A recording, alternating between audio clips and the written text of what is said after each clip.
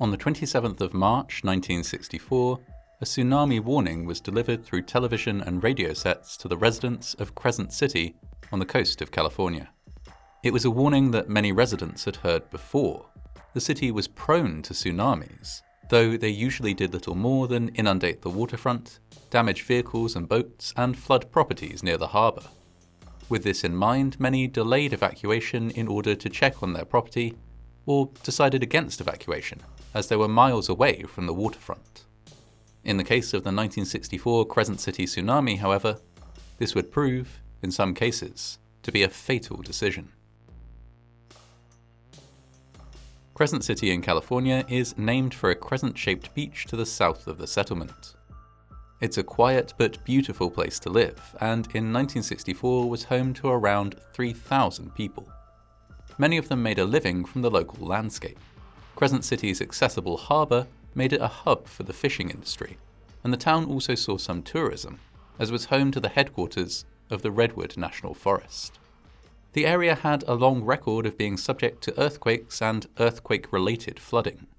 Most quakes that took place were minor, however, and flooding rarely did anything more than cause minor damage to ships in the harbour. The city had been fortunate, because its location and surrounding geography make it particularly vulnerable to tsunamis. The land on which the city is situated juts out into the Pacific Ocean, leaving it vulnerable to extreme weather events. Additionally, the particular contours of the sea floor in the area around Crescent City can serve to concentrate and focus large waves directly towards the harbour. On the 27th of March 1964, the Pacific coast was hit by the Great Alaskan Earthquake, one of the most powerful earthquakes ever to be recorded in North America. With a magnitude of 9.2 and an epicenter close to the city of Anchorage in Alaska, it caused widespread devastation. Buildings collapsed or cracked, roads ruptured, water and gas lines broke. In places, the 4-minute quake caused the ground to rise permanently 9 meters or 30 feet from its original height. In addition to the devastating effects of the quake, a number of tsunamis also swept coastal areas. In some cases, this was a result of the initial quake, and in some cases a result of huge landslides caused by the quake, displacing water and generating massive waves. In Crescent City, California, however, the quake itself was barely felt. Residents received news of a possible incoming tsunami via radio and TV announcements at around 11:10 p.m. Most of them had seen several such warnings over their lifetime and thus expected a tsunami of the kind they were used to, damaging to property but posing only a moderate risk to human life. The first wave that hit the city 20 minutes later met their expectations. It caused widespread flooding along the waterfront, with many homes and businesses inundated. Vehicles were damaged and the whole of the harbour area was briefly submerged. After about 3/4 of an hour, the water withdrew, and residents and business owners moved in to attend to their property. They assessed damaged stock, retrieved valuables, and made plans to begin a cleanup operation in the morning. What they didn't know, however, was that the wave that had come and gone was the first of 4. The second wave hit at shortly past midnight, but it was smaller than the first and did not cause any major alarm. Thereafter, almost an hour passed before the third wave arrived, long enough for many residents to conclude that the tsunami they had been warned of had now done its worst. The third and fourth waves, when they did arrive, were significantly worse than those that had come before. The third wave damaged electrical infrastructure, causing a widespread blackout. As it withdrew, the harbour itself appeared to drain completely, with some witnesses noting that they were able to see the sea floor illuminated by the moonlight. Then, moments later, the fourth and largest wave hit. 2 lighthouse keepers stationed on a tidal island near the harbour witnessed the wave sweeping in. They later recalled, "Suddenly, there it was, a mammoth wall of water barreling in toward us, a terrifying mass of destruction, stretching from the floor of the ocean upwards. It looked much higher than the island, black in the moonlight. It struck, split and swirled around both sides of the island with such speed we felt like we were sailing right along with it. It took several minutes for us to realize the island hadn't moved. When the tsunami assaulted the town, it was like a violent explosion. A thunderous roar mingled with all the confusion. Everywhere we looked, buildings, boats, lumber, everything was shifting around like crazy. The whole front of town moved, changing before our eyes. The wave was powerful enough to wash cars out to sea, to uproot trees, and to completely cave in the sides of buildings. Roads ruptured and trucks were picked up and carried by the rushing tide, which moved at the speed of a freight train and spread 3.2 kilometers or 2 miles inland. Gasoline from a nearby storage plant destroyed by the wave caught fire, adding a roaring firestorm to the dangers faced by residents. 27-year-old tavern owner Gary Clausen found himself marooned on the roof of his bar, along with his parents and employees.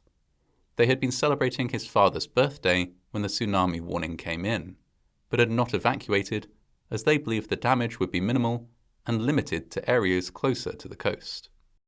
They had just raised a toast to Gary's father when the building was inundated with water and they were forced to climb up to the roof.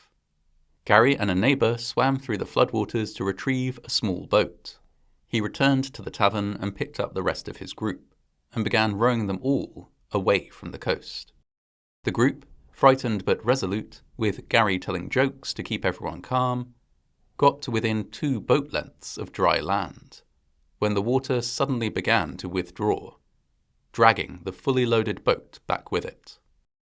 The vessel was pulled into a tunnel under a road where debris had piled up against a grating. It capsized, throwing its occupants into the water, where they too were washed up against the grate.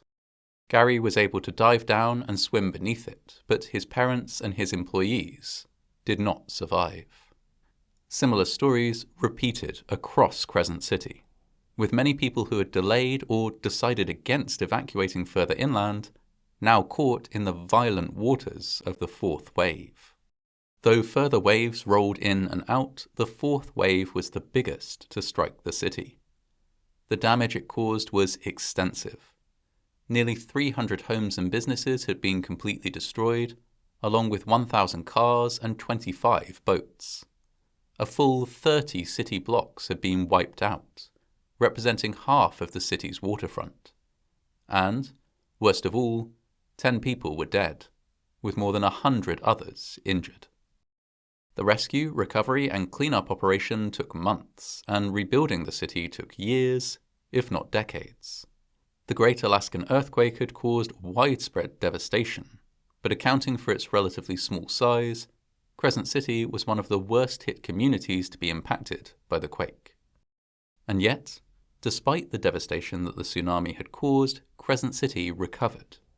In the decades that followed, the population grew, until the city had almost doubled in size.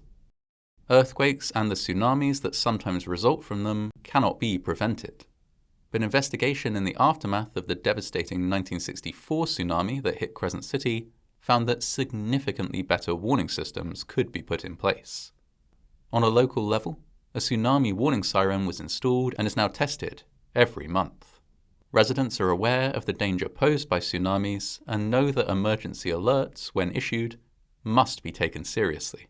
There are robust evacuation plans that are well rehearsed and are often put into effect when a tsunami of any significant size is anticipated. Most residents ensure that they are always ready and able to survive at least 72 hours cut off from normal food, water, and electricity supplies. Further to this, the systems used to predict when and where tsunamis might make landfall have been significantly improved. Monitoring stations are able to report earthquakes within minutes, and computer models allow for relatively accurate predictions of where severe tsunamis will strike. As a result of these improvements, Crescent City residents now have much more time to prepare or evacuate in the event of an incoming tsunami. In 2005 and 2006, small tsunamis hit the city, but residents in both cases were evacuated from the affected area before any waves arrived. In both cases, some damage was done to property, but there was no loss of life. Crescent City will continue to face the danger of tsunamis in the future. But because of advances in technology and lessons learned from past deadly disasters, it is better prepared now than it was in 1964.